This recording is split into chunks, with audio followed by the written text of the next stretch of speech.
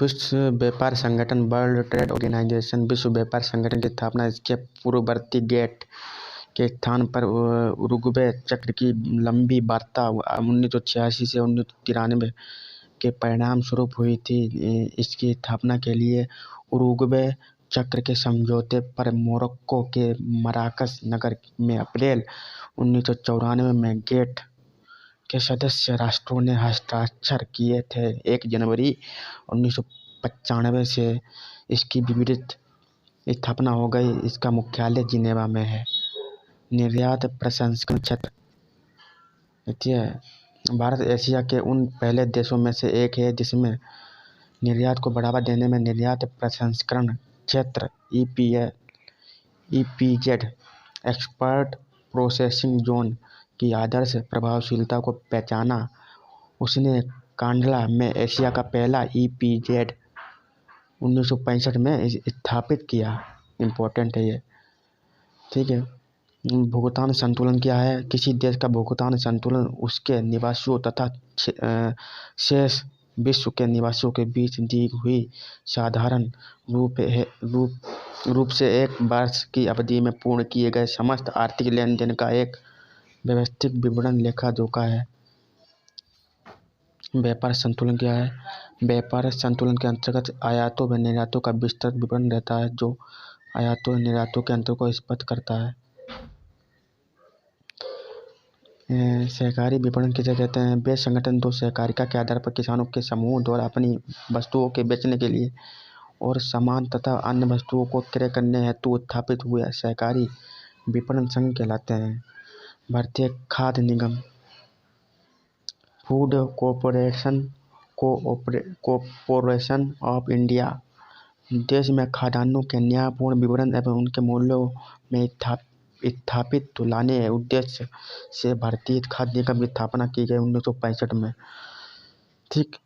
कृषि लागत एवं कीमत आयोग, agriculture cost and price commission, जनवरी 1965 में भारत सरकार में कृषि लागत एवं कीमत आयोग की स्थापना की, जिसका कार्य भारत सरकार को कृषि पदार्थों के लिए मूल्य नीति का परामर्श प्रदान करना।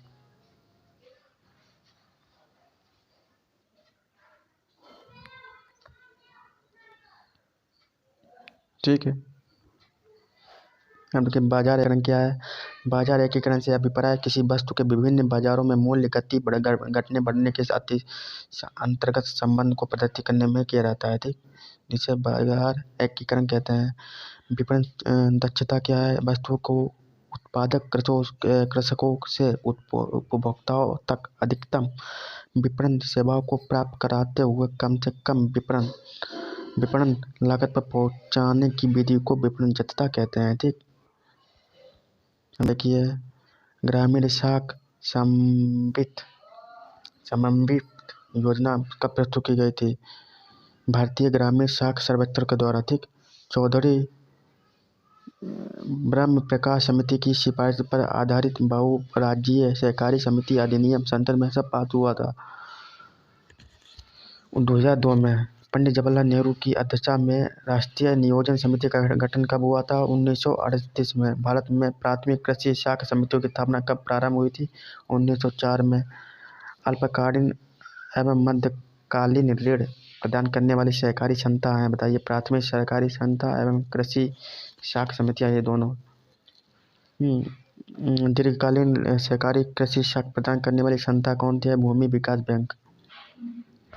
ठीक, भूमि विकास बैंक भूमि प्रतिभूति का लगभग कितने प्रतिशत ऋण प्रदान करता है? 50% ऋण प्रदान करता है। ठीक, केंद्रीय सहकारी बैंक का गठन कब हुआ? कब किया गया था? किसके आधार पर किया गया था? केंद्रीय सहकारी बैंक का गठन जिला स्तर पर किया गया था। भारत में सहकारी आंदोलन कब हुआ था प्रारंभ? 1904 में।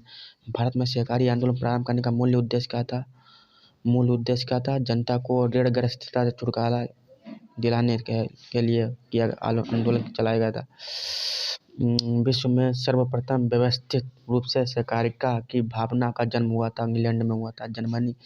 जर्मनी के बानु रेफेसन ने ग्रामीण कृषकों तथा कारीगरों को सस्ता ऋण दिलाने के लिए ग्रामीण शाख समिति का शुभारंभ कब किया था?